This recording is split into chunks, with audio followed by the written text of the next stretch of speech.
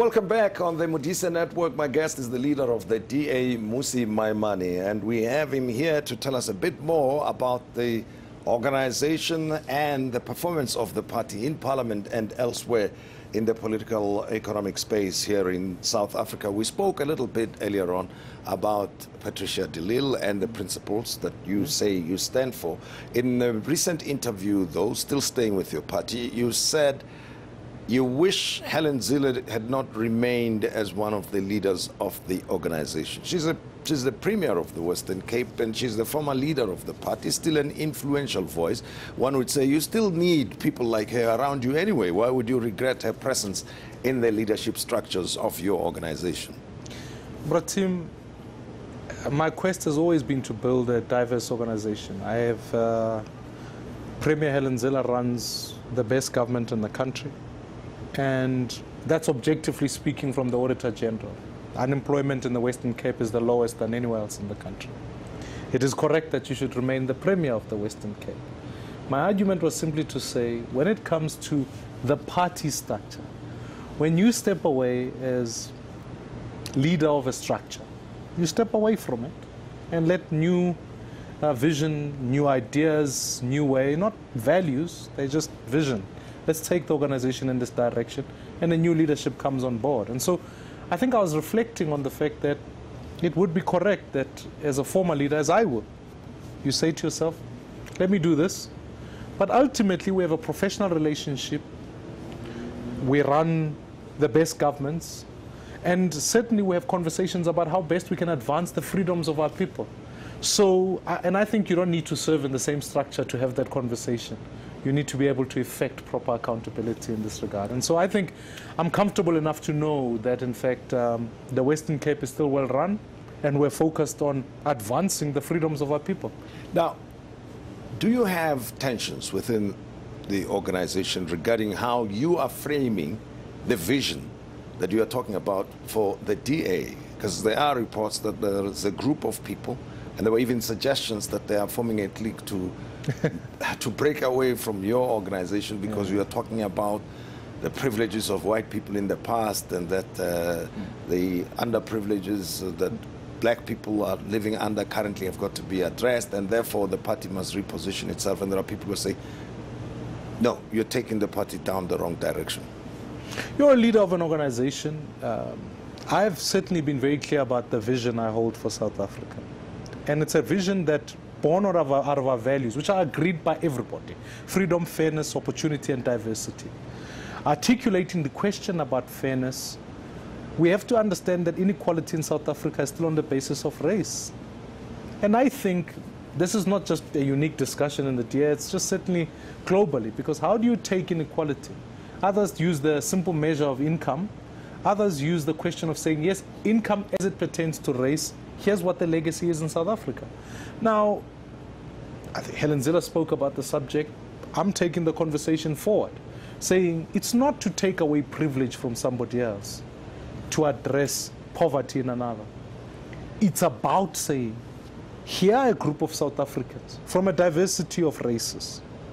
Let's address this injustice that is staring before us, where it would look and feel as though the face of poverty is still black and female. Let's address it collectively. I want white South Africans to know in this country that they are part of the solution. Black South Africans are part of the solution. And together, we can advance, ensuring that we have an economy that's inclusive, that creates work for our people. So, along with articulating that, you have to bring everybody with you. And if we got into government tomorrow morning, I would have the same challenge, because in truth, I've got to stand up before all South Africans and say, come with us. You must remember, Bratim, we come from such a divergent yesterday. The leadership of South Africa must be about a shared future. And in that future, you're going to contest for ideas. If I come here and I challenge other sectors of the economy to say, listen, I want you to decentralize. I want you to ensure that actually we can bring on more small micro enterprises. There might be some resistance to that, but it's a vision I hold. There might be other people where you stand up collectively and say, in this issue, in this industry, we think it must be city-led rather than it being sitting in national government. We're going to have a fight. If I said I want some SOEs like SAA, to find themselves in a space where they're sold off. You might find unions oppose that view. But the job of leadership is to challenge and say, against this vision, all I want is for young people to find work, better educated, and a shared future for all of us. Now, you've referred to different parts and structures of government, and of course the important thing would be jobs, an economy that's performing and so on, and we'll also touch on that. But let's stay a little bit with the structure of government itself.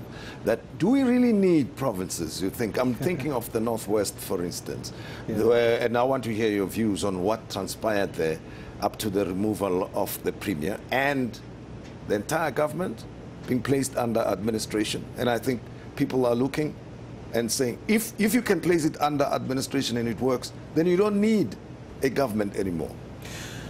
I think rather than discussing the framework of government, because the three spheres of government are a constitutional arrangement, and I think, Brother Tim, my temptation, we can get into that discussion to the detriment of the actual discussion.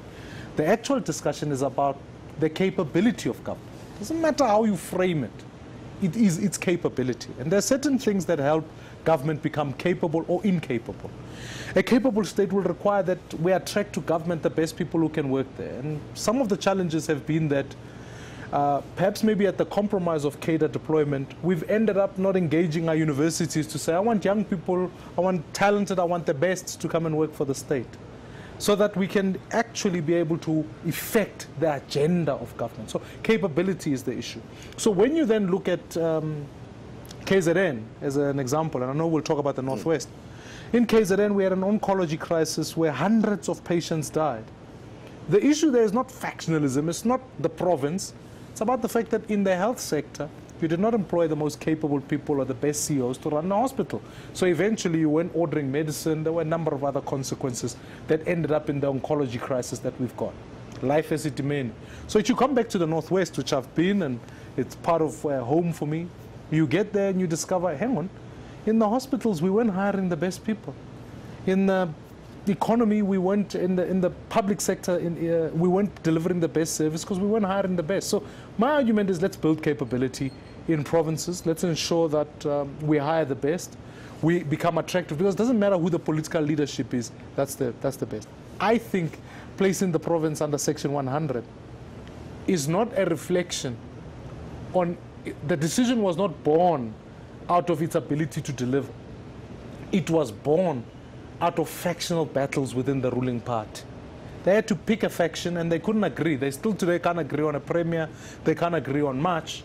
And so as a natural outcome of that, we use the state to settle political scores. Because if it was an assessment of performance, then I can point to unemployment in Mpumalanga, I can point to the KZN crisis, Gauteng, etc. Well, still with the framework or the structures of government, the politics of it can be very complicated and messy, as you have learned, I would like to believe, in Nelson Mandela Bay, for instance, and in Joburg and in Tshwane, but Nelson Mandela in particular. Sure. What have you learned, and how is your relationship like with the EFF, and specifically with the leader of the EFF, Julius Malema?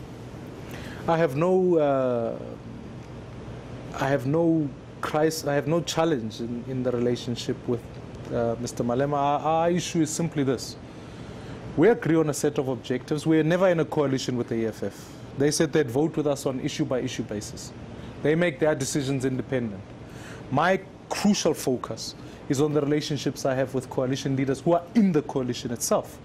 And to be frank, I think that's been working well. Myself and Mr. Lekota of the Congress of the People, the ACTP, and now with other coalition partners who've come on board, the system is working. With my relationship with the leader of the IFP, the Prince, we have a good relationship. But that relationship is not born out of whether we're friends or not. It must be born out of the fact that we agreed that we would deliver for people. Let's focus on that. And so I'm comfortable enough to say, 2.5 years into government, those cities, all of them that we inherited, have passed budgets, have been delivering, have in fact ensured that they eradicate corruption. And Nelson Mandela Bay, as an example, there's something to be celebrated by the fact that when we came in there was not a single bus on the road. There are buses there. When we came in there, thousands of South Africans were using buckets as a form of sanitation. As an exercise to restore dignity, we've reduced those and will eradicate them completely. There were no police There was no metro police to speak of, and now today, as a response to that, we have a metro police service that is competent there. There were increasing levels of corruption. We fought against those. There was an attraction of investment in terms of the Iron Man and all of the systems. Now they're coming back to NMB so we can create work for our people. And so I think what's important is that let's look at the big issues and say, has this government worked to address those? And I would comfortably say we're working on that, and we are. Are we there completely? Not at all, because government still has a lot more work to do, and we'll continue to do that. All right, this is June month. It's Youth Month in South Africa, and we're going to hear your thoughts and views. We were able to get a few questions from you to the DA Leader Mmusi Maimane. So we will be taking your questions in a short while, but on Twitter, please talk to us. It's hashtag Modise Network.